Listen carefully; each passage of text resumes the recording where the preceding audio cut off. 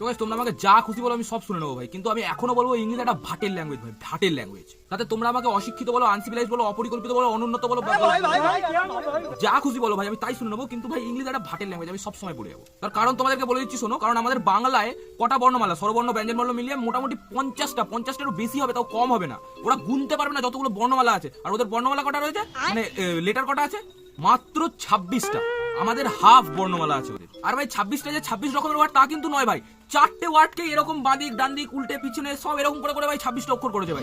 যেটা বি সেটাই নাকি উল্টে দিলে বি হয়ে যাবে, যেটাই সি তার মাঝখানে একটা ডান্ডা লাগিয়ে দিলাম ডি হয়ে গেল, আর সেই ডান্ডাকে আবার নিচে নামিয়ে দিলাম সেটা আবার পি হয়ে গেল। এক্স আবার কিরকম ধরে এরকম কাটাকুটি দিয়ে দিচ্ছে এক্স, আবার ওই একটা ডান্ডা ছোট করে দিলাম সেটা ওয়াই, এরকম জিগজ্যাগ এরকম দাগ টেনে দিলাম সেটা জেড। আবার এদের আবার বড় হাতের ছোট হাতের আছে, এমনি হয় না, ন্যাকড়া জড়িয়ে রেখেছে। এদের নিয়ম আবার কি, কোনো লেটার লিখতে গেলে প্রথম অক্ষর নাকি আবার বড় হাতে দিতে হবে, বাকিগুলো ছোট হাতের। কেন ভাই?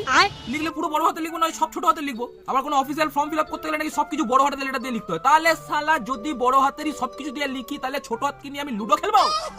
আর ও আর জিরোর মধ্যে কোনো পার্থক্য নেই ভাই, তুমি বের করে দেখাও, ছোট্ট একটা পার্থক্য তুমি বের করে দেখাও, ও আর জিরোর মধ্যে আমি মেনে যাবো।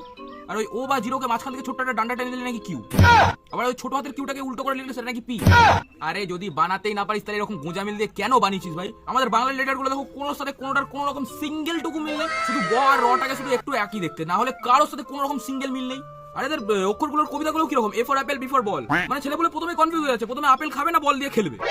আমাদের বাংলার পড়াগুলো দেখো, অজগর আসতে তারে আমটি আমি খাবো পেরে, মানে বলতে কি চাইছে, মানে অজগর আসতে আসুক আমি আমটা পেরে খাবোই খাবো। এরকম একটা জেদ মনে, এরকম একটা পাওয়ার, আস্তে আস্তে কি আছে যায় আসুক, আস্তে আস্তে ওর পিঠের ওপর চেপে আমি আম খাবো। ইঁদুর ছানা ভয়ে মরে ঈগল পাখি পাছে ধরে, মানে বলতে চাই কি চাইছে যে অজগরটা তো আসছে, ইঁদুর ভয়ে মরে যাচ্ছে, কারণ অজগর যদি ইঁদুরকে ধরে খেয়ে নেয় তাহলে কি বলছে, তাই ঈগল ধরে নিয়ে চলে গেল অজগরকে। মানে সবকিছুর একটা লজিক আছে ভাই, সবকিছু একটা সুন্দর একটা গল্প বানিয়েছে। আর এবিসিডিতে কি আছে, A for apple B for ball C for cat D for dog E for egg, মানে সব খাওয়ার জিনিস ঢুকিয়ে দিচ্ছে, খেলার জিনিস ঢুকিয়ে দিচ্ছে, পশু পাখি সব ঢুকিয়ে দিচ্ছে, কোনো রকম লজিক নেই ভাই। কি লজিক দাঁড়াচ্ছে এগুলো, কোথায় খাবার কোথায় পশু পাখি, বাচ্চা তো কনফিউজ হয়ে যায় ভাই। আমাদের যেগুলো রয়েছে ভাই একটা পুরো কবিতা ভাই, সবাই পড়ে মজা পাবে। অজগর আসছে তারে আমটি আমি খাবো পেরে, ইঁদুর ছানা ভয়ে মরে ঈগল পাখি পাছে ধরে। আর সম্পর্কের দিকে আসি, আমাদের বাবার যে বড় তাকে আমরা কি বলি জেঠু, বাবার ছোট যে তাকে বলি কাকা, মায়ের ভাই বা দাদাকে কি বলি মামা।